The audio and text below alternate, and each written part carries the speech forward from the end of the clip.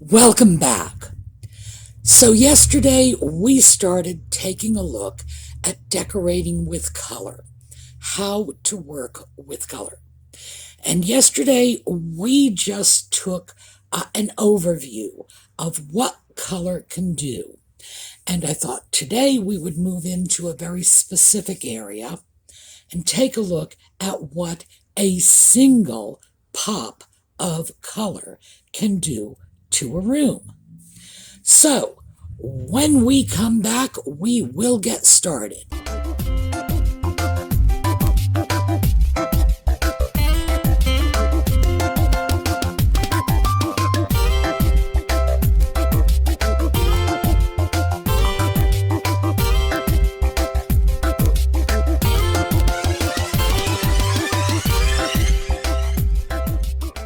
So this picture, as usual, is from my favorite source for old rooms, flooring ads.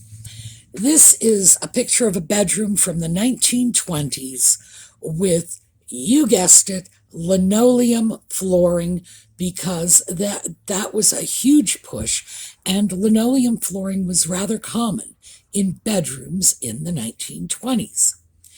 And in this case, the value of this picture is we have a very bland room and this huge burst of color in that cobalt blue floor. And of course, it's picked up by the wing chair. Now, there are other accents of blue elsewhere in the room, but the dominant color is the floor. And it really does create a very strong visual impact. I would have to say that as far as 1920s bedrooms go, this one is probably at the very high end of aesthetically pleasing and interesting.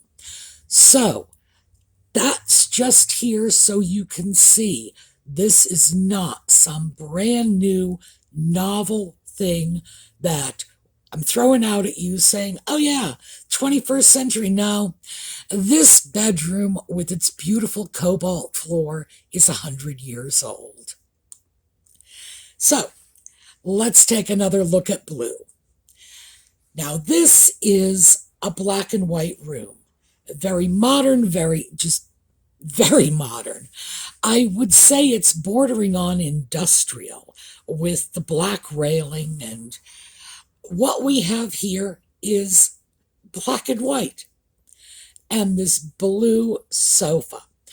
Now, the blue is really eye-catching, and I would say, frankly, if you wanted to set off a really special piece of furniture, and you were willing to go to the bother of painting your room white and black to do it, boy, that would be how to get it done, because the sofa is the star of the show. Now, the reason this works, this black and white and blue, is because the blue is a very strong color. If this had been a different color, let's say a blush pink, just as an example, or we'll take a look at another picture in a moment. If this had been camel brown, it would not have the same impact. However, red, purple, green, yeah, any really strong, bright, vibrant, out of the Crayola box, and it's really going to jump out at you. So let's take a look at sort of the same thing, only a little tiny bit different. Here we have another black and white room. It's black and white. We have a very interesting sort of Sputnik style lighting fixture. And our pop of color, again, is from the sofa. But in this case, the sofa is camel. It's not a bright, bold color like the blue we just saw. So in this case, our pop of color is taking us in a very different direction. It's warming the room. And I think you can see that this room does have an element of warmth that the previous room was lacking. This room, I tried to get a good look at the art that's on the walls, and frankly, it's not really impressing me, but it does appear to me that this room is all about showing off that art. So, I don't know. Could be great art, and maybe I'm just not savvy enough to understand that. But I also will tell you, simply because we have the opportunity, since it's come up, I will tell you also, when I look at rooms from these wonderful high-end decorating magazines, the one thing that always strikes me is the art is lacking. You know, you look at it and you just say to yourself, gee, I bet they bought that painting at a department store. Original art is so easy to come by, and you never know where you're going to find fantastic pieces. But for heaven's sake, if you're going to put art in your house, patronize a real artist. Go find something at a flea market, find a local artist, commission a piece, but support the artists, because you can get some astounding pieces for almost pennies. Obviously, you're not going to pay a few cents for a nice piece, unless you're lucky enough to find it at a flea market or a yard sale. But you will get a nice piece of art for about the same price you would pay for that piece you got at the department store, which 500 other families in your neighborhood are going to have on their wall. So please, please patronize the arts. Okay. I'm through preaching, and now we're looking at one of my least favorite things, which is an empty frame on the wall. Because after that whole spiel I just gave you about find yourself a local artist and get something original, an empty frame to me is just an utter travesty. But that's my taste, and I understand that there are people out there who like this empty frame look. So let's get back on track here. In this case, our pop of color is that back wall. Everything else in the room is white, gray. It looks like we've got a sort of pale cream-colored chair. The color is in this turquoise green wall. And they've even painted the little credenza under the empty frame to match. You can't deny it. It is a pop of color. And in the words of Jean Brodie, for those who like that sort of thing, that's the sort of thing they like. There is a whole sort of aesthetic out there. And just because it's not mine doesn't mean I want to devalue it. I have to say, I look at a room like this and I can recognize the attraction of this. I can see that this is nicely done for what they are doing, and I have no doubt that many people would be very, very happy in this room. So, it's a way to throw a nice burst of color, paint a wall. And I do like the way they painted that credenza as well, because that's something you don't see very often. And I think in this room, it really works. Now, of course, if that were my room, you got to know there would be a painting in that frame, no matter what I had to do to get it there. Now, here is another black and white, very contemporary. This one's a little softer. Now, part of the reason is, as you can see from the sling chair and the little matching stool next to it, they've brought in some natural textures. I believe that is leather. It may not be, but the browns are warming this up. They have a nice oriental rug, and that's where our pop of color is coming from, the rug. Again, one area of color, one colorful thing in this room, and it's keeping it from looking stark, black and white, ultra modern. Now here is another one, and this is a little more on the boho end. And as you know, because I said this yesterday, I'm trying very hard to stay away from boho, not because I don't love boho, but in fact, because I do, and consequently, I'm always tempted to show you loads of boho, so I need to sort of add a little forced restraint to what I'm doing. In this case, we have a lovely old oriental rug on the floor, and that's where our color is coming from. But whereas the other rooms, which were all white, perhaps with a little tiny bit of black, what we have here is all white, again, tiny bit of black, but because it's got that boho touch to it, the curtains are macrame, the plants are just dripping from the rods, and we have a much more earthy feel. To me, this looks like a more comfortable room. To me, this looks like a room I would walk into and actually sit on the furniture instead of simply stand at a corner and say, gee, I hope I'm not shedding dust on your pretty museum home. One splash of color, that's all it is. But as you can see, from all of the rooms we've shown, you can take it in any direction you want.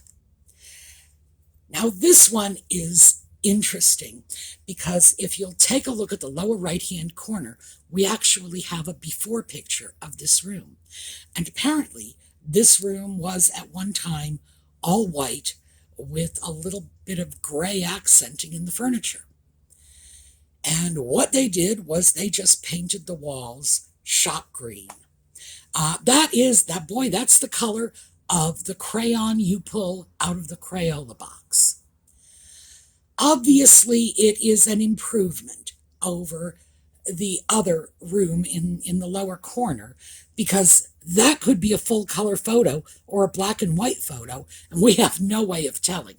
And whenever you have a room and you can't tell if it's a color photo or a black and white photo, what that says is you're having trouble adding color, Now, personally, if I were doing this room, because it's a bedroom, I would not have gone for green. I think I would have gone for purple. The same out of the Crayola crayon box, equally bright, but I just would have gone for purple instead, because I think it would have been more aesthetically pleasing with the gray and the white. But that's me.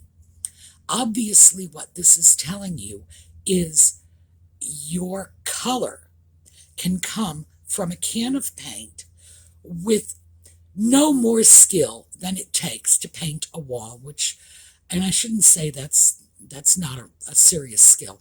I've seen people paint walls poorly, and I've seen them do it well. It is a skill, but it's a skill most of us can acquire in relatively short order, and Lord knows paint is cheap enough. Now here we have another, and this is a sort of turquoise blue just on the wall. Again, this is a little more, I don't want to say boho, because it's not a little boho. The plants make me say boho. But in reality, it's that the furniture is retro. What we're looking at is a 1950s sort of retro look. Now, mind you, in the 1950s, nobody did this in their home, painting a wall turquoise and, walking away saying, we are done. But this is a very nice sort of modern setting for some nice old pieces, because the furniture does appear to be genuine from the 1950s. And I think they are showing it off exceptionally well here. There's no question this is not a retro room intended to trick you into believing you've just walked onto the set of Leave It to Beaver. No, there's nothing deceptive about this. Modern home, modern room, but they found a way to set off the retro furniture really nicely, and our spark of color is coming from the wall. Now, here's another, and I did want to try to bring some other than living rooms and bedrooms, tried to bring some other stuff in. In this case, we have a kitchen. It is a black and white kitchen, and we have a tile wall in mustard yellow. This, I have to say, again, this would not be my choice of color, but I like the fact that they've brought something interesting into this room, because I can only imagine that without those tiles, this would have to be a dull kitchen, and that certainly sparked it up. It's an easy way to do it too. It's a very small section of wall. Now, granted, tile is no longer cheap. It used to be cheap, not anymore. Tile setting is no longer cheap either.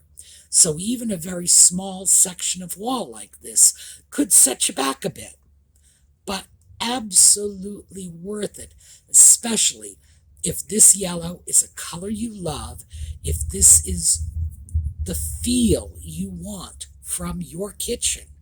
Yeah, 100% worth it.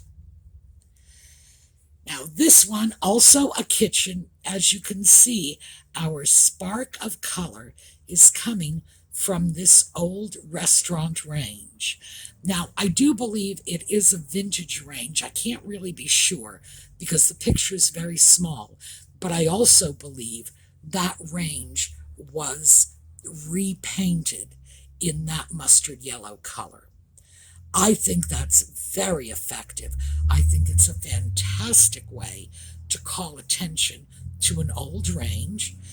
And those of you who've been following the videos, you know I have an old range, and you better believe I'm always open to the various ways one can draw attention to their beautiful old ranges. This, I think, is nice. I really do. Not my personal cup of tea, but I see if that range were green, yeah.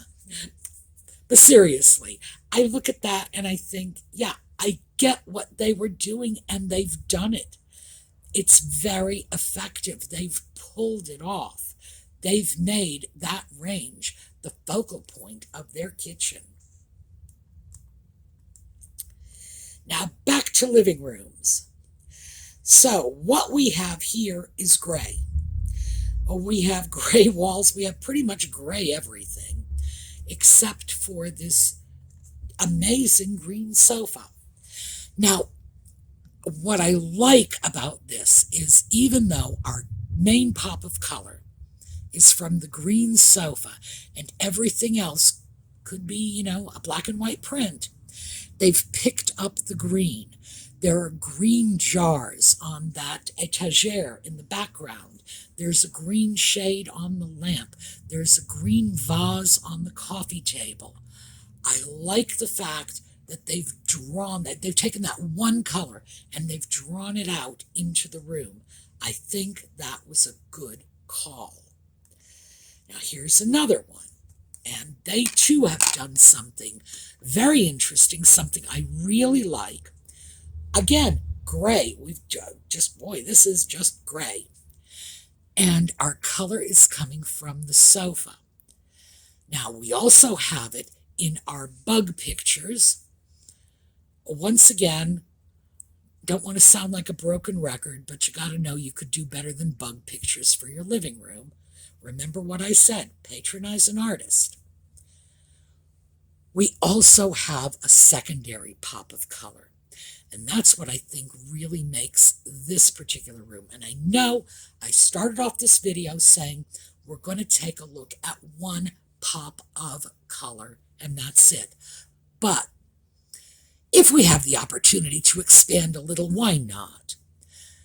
There are a few tiny hot pink elements, probably dictated by the cushions on the sofa, which are green, black, and hot pink. That's the overall colors. And they're picked up with a little bunch of flowers on the coffee table and some tiny little knickknack. And this is on the very far right edge of the photo. You can see it on the mantelpiece. I like that they did that. I like that they have taken this one pop of color and then just added a tiny accent. I also like that the tiny accent is in a contrasting color. So I think this one is well done. Not my personal taste, but well done. Now here we are back to our single pop of color. Loads of stuff to love about this. Why don't we start with, this is a beautiful old room. You can tell from those built-in cabinets under the window. This is probably a craftsman style house. Originally, none of that woodwork would have been painted. That would have all been natural oak. That's just the way they made them back then. Still, I think they've done a good job with this. Everything is white, even the china in those cabinets. And then to bring in color, chairs. And the chairs are orange. And they've picked that up with a few little knickknacks on the table. But the primary reflection of this color is in that painting over the mantel. And of course, I can't see the painting well enough to know if that's one of those bought at the department store, but I'm going to hope not. One burst of color. We've got a completely white room. Our color is orange. And here's the great thing about this. If years from now you decide you're sick of orange, you have your chairs reupholstered, or, throw slip covers on them or replace them altogether. Change out the painting over the mantelpiece, and you've changed your room completely. Now this also, we've got sort of orange chairs here. These are, I'm guessing more salmon. And again, this is departing a little from our one pop of color. So let me start by saying I really hope this is just a super small room, because this furniture is way too crowded together. If there's any way they can pull it out a little more breathing room, and because this seating area looks claustrophobic. I would be willing to bet they started this design off with that rug, because that is an old Oriental. And one of the things I was able to do was enlarge the picture and look at the edges for wear. That piece is not new. That's an older rug. It's very likely they meant to decorate around that rug. If so, good for them. Picked up the color in those chairs on either side of the sofa. Again, little bits of color picked up in the painting, and again in the two pillows on the white sofa. This is a good example of how you start with one pop of color and then just gradually spread it into the surrounding area. This is extremely well done. And as I say, I'm pretty sure they just started with that one rug. Now here, and again, this is another slight departure. Once again, we have the color coming from the wall. Just this fabulous peacock blue wall. Everything else here is gray, with one exception. Notice the purple pillow. Well, how can you avoid noticing the purple pillow? We have this color coming, and it's strong. This is a strong color, this peacock blue. And the art on the wall appears to be 4 little mirrors. That's all I can figure out that they are. We've got all of this. We've got the gray, we've got the peacock, and all of a sudden we've got this little burst of plum in a throw pillow. Now, personally, I would say if you pulled that throw pillow out, the room would lose like 50% of its appeal. Even though I think it's nice, I think it's well done, it's simple, apparently that's what they're looking for. Still, that one little pillow really makes the design. Now here we have, again, gray. Gray walls, gray furniture, even the wooden pieces, the little shelf, the ladder shelf, and the little coffee table are in a color. It's called espresso these days. It's a dark stain that almost looks black. So what we have here is virtually no color, except for the blue on the chimney breast. Even the art over the mantel is black and white. That is our only bit of color. And I have to say, I think it creates a nice little seating area. I don't know if I would like this as much on a larger scale, but for a small area like this, I think it works beautifully. I also like that it's a cool tone. It's a sedate tone. It's not too lively. And I think that is the look that the designer is going for, something sedate, somewhere you can curl up in front of the fireplace and read a book. Now this, of course, is very different. This is green. Now, this is interesting. Green is a hard color to work with, but I think they've done a very effective job here. They have green paint on the wall that is blending perfectly into the green and white wallpaper, and that is blending perfectly with the green and white pillows. So what you have, also we have a green and white striped rug. So what you have is a lot of green, and it's mostly just coming from the walls and then getting picked up with pillows. So no, this isn't that single pop of color. But I did want to show you something that basically lets you know what you can do if you want to expand that one wall of color. Look how many different ways you can do it. Because one of the things about this room is it's like they've pulled that green out there in almost any way they could. For what it is, I think they've done a wonderful job. And as I say, green is tricky, and they've done a great job of matching. And now back to the single pop of color. What we have here is a totally gray room.